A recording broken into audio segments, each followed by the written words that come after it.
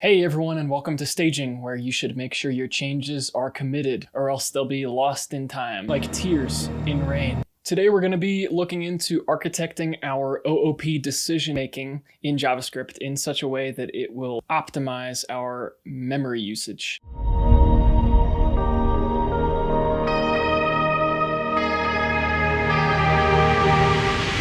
Alright, so at this point in the series, we have come to a point where we know enough about OOP and JavaScript where we can start making some decisions about how best to optimize our code using what we know about the prototypal chain and the this keyword. So take a look at this code example I have here. I have a person object, and then I have a factory function, makePerson, which will take in a name.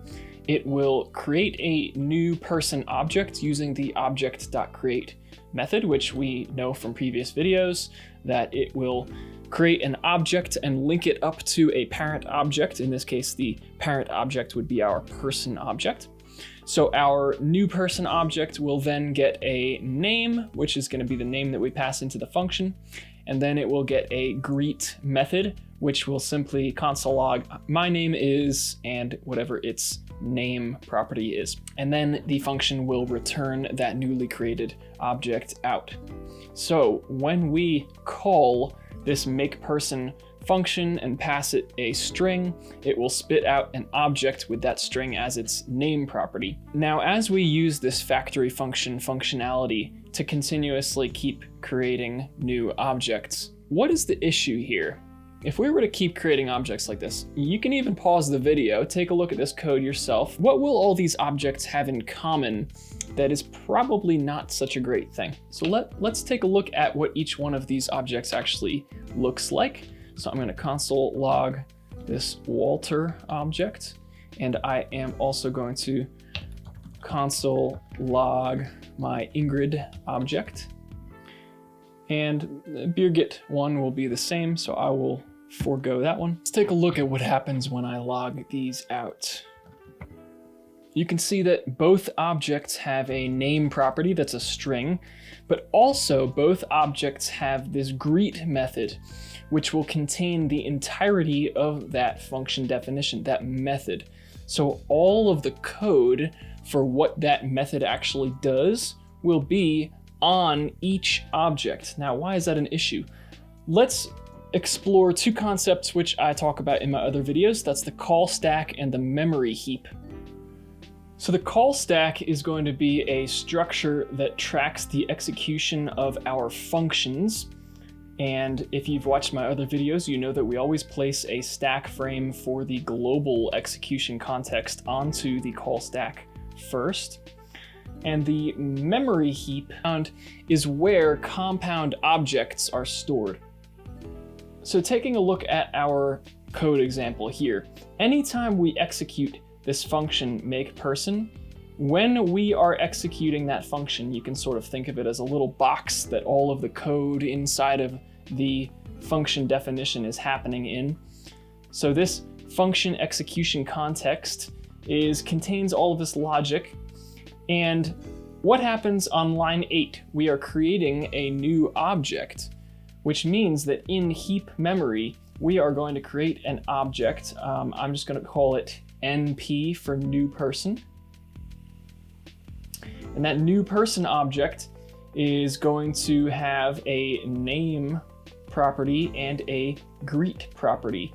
And that greet property on this object is going to contain that entire function definition, all of the code that tells us what that function actually does when we run it. So inside of that heap object, all of the code for that function and everything that it does is all stored inside of here, every byte of code.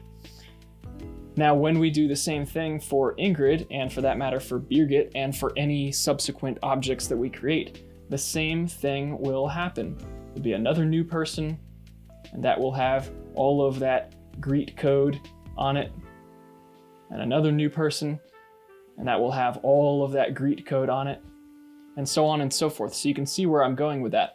So if we were to keep creating objects that all had that method, that function code on it, something important that you have to understand is that there is a finite amount of memory in JavaScript. Depending on the JavaScript runtime that you are executing your code in, whether it's the browser or Node, there will always be a finite limit to how much memory you can actually use up by creating new objects. So in a pretty extreme example, if we were to keep going like this, keep creating more and more and more objects, there's a potential that we could run into an error where it would say memory limit exceeded, and that can lead to something called a memory leak. So how can we avoid this using what we know about the prototypal chain? Well, we know that all three of these objects are going to want to have that same greet functionality. So what if instead of putting that greet functionality on the objects themselves, what if we stuck that greet function on the parent and then just had all of the children inherit that functionality from the parent? We can do that. Pretty simple. I'm going to take this greet function and I am simply going to put it on the parent object, that person, instead. So that is going to be greet, which is a method which will console log my name is, and it is going to say my name is this name. So now anytime one of these objects wants to use that greet method, it will look up the prototype chain to see what that greet method actually does, but it won't have the function definition, in other words, the function code for what that greet function does on its own scope. It'll just inherit it, which means that as we create more and more and more objects, we are not duplicating that function code.